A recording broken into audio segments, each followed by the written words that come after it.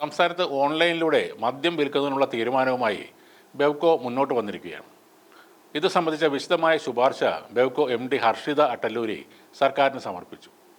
വരുമാന വർധനവ് ലക്ഷ്യമിട്ടാണ് ഓൺലൈനിലൂടെ നിബന്ധനകൾക്ക് വിധേയമായി ബെവ്കോ ഇപ്പോൾ മദ്യവിൽപ്പനയ്ക്ക് ഒരുങ്ങുന്നത്. ഓൺലൈൻ മദ്യവിൽപ്പനയ്ക്കായി ബെവ്കോ ഒരു മൊബൈൽ ആപ്ലിക്കേഷനും തയ്യാറാക്കുന്നുണ്ട്.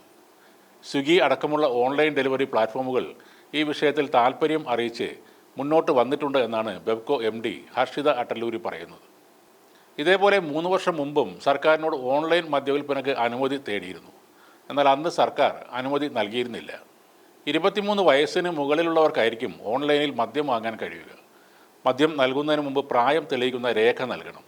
ഓൺലൈൻ മദ്യവിൽപ്പനയ്ക്ക് പുറമെ വീര്യം കുറഞ്ഞ മദ്യം പുറത്തിറക്കണമെന്നും ബെവ്കോ ശുപാർശ നൽകിയിട്ടുണ്ട്.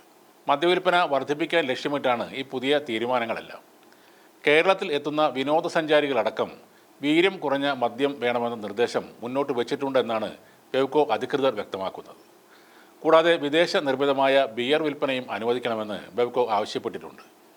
ഓൺലൈനിൽ മദ്യം നൽകുന്നതിന് മുമ്പ് പ്രായം തെളിയിക്കുന്ന രേഖ നൽകണമെന്നാണ് വ്യവസ്ഥ. അതായത് മദ്യം വാങ്ങുന്നയാൾ 21 വയസ്സിന് മുകളിൽ പ്രായമുള്ളവർ ആയിരിക്കണം.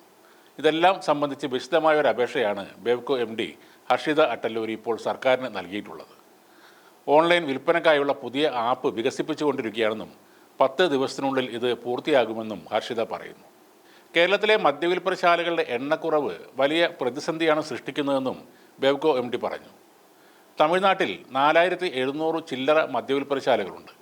എന്നാൽ കേരളത്തിൽ ഏകദേശം 300 മദ്യശാലകൾ മാത്രമാണുള്ളത്. കേരളത്തിൻ്റെ ജനസംഖ്യ പരിഗണിച്ച് ഏകദേശം 2000 മദ്യശാലകൾ ആവശ്യമാണെങ്കിലും കുറഞ്ഞത് 1000 എണ്ണമെങ്കിലും ഉണ്ടെങ്കിൽ ഇപ്പോഴത്തെ പ്രശ്നങ്ങൾക്ക് വലിയൊരളവിൽ പരിഹാരമാകുമെന്നാണ് MD പറയുന്നത്.